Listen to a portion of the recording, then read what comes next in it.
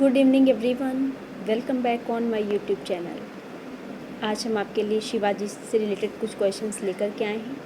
अक्सर एग्ज़ाम में पूछे जाते हैं, तो शुरू करते हैं। शिवाजी के घुड़सवार सैन्य संगठन के संदर्भ में कौन सा कथन सत्य है?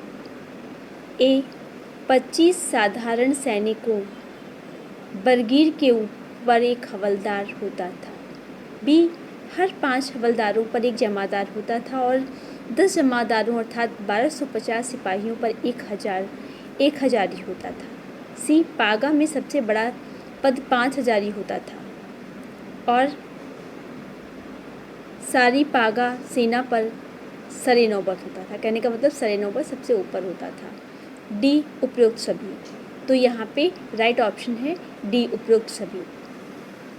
25 साधारण सैनिकों के ऊपर एक क्या होता था? एक हवलदार होता था। हवलदार के नीचे 25 साधारण सैनिक होते थे और हर 5 हवलदारों पर एक जमादार होता था और हर 10 जमादारों पर एक सिपाही, जमादारों पर 1 हजारी होता था और पागा में सबसे बड़ा पद 5 हजारी होता था और सारी पागा सेना पर एक सरे नौबत होता था। सर्वोच्च कहने का मतलब सर्वोच्च अधिकारी कौन होता था?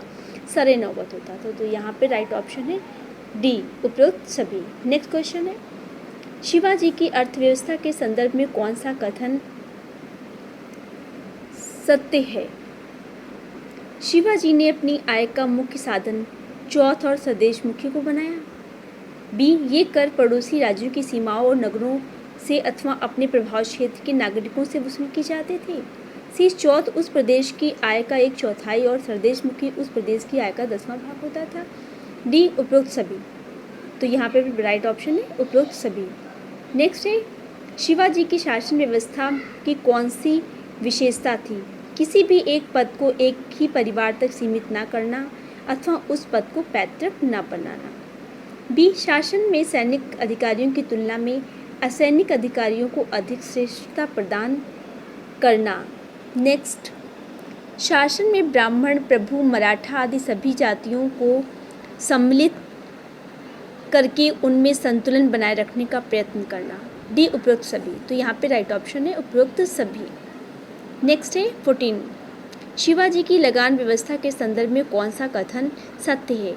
1679 ईस्वी में अन्नाजी दत्तो द्वारा पूरी जमीन का सर्वेक्षण करवाया गया।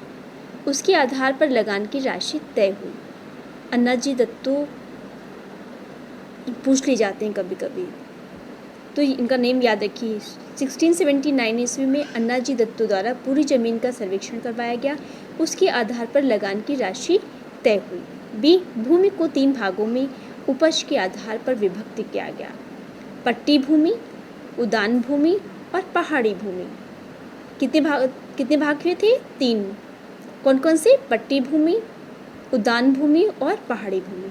सी पहली से उपज का 2/5वां भाग, दूसरी से 1/2 भाग और तीसरी से नाम मात्र का लगान वसूला गया, क्योंकि इसमें उपज बहुत कम होती थी। कहने का मतलब जो भूमि 3 भागों में डिवाइड थी शिवाजी के शासनकाल में, तो उसमें पहले जो भूमि होती थी पट्टी भूमि, उस पर 2/5 भाग वसूला जाता था। दूसरे से 1/2 भाग, जिसे उद्यान भूमि कहते थे, और तीसरी पहाड़ी भूमि होती थी, उस पर नाम मात्र का लगान वसूला जाता था।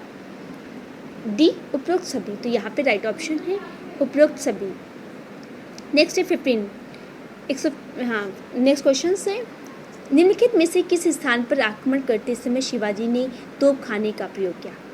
तो यहाँ पे राइट ऑप्शन है 1, कर्नाटक युद्ध में शिवाजी ने क्या किया था? तोपखाने का प्रयोग किया था। जब उन्होंने कर्नाटक पर आक्रमण किया तो उन्होंने सबसे पहले तोपखाने का प्रयोग किया। नेक्स्ट है, अष्टप्रधान की सहायता करने वाले अधिकारियों में कौन सा अर्थ विभाग का कार्य देखता था? तो यहाँ पे राइट ऑप्शन है मजूमदार। मजूमदार जो था वो अर्थ विभाग का कार्य देखता था। Thank you.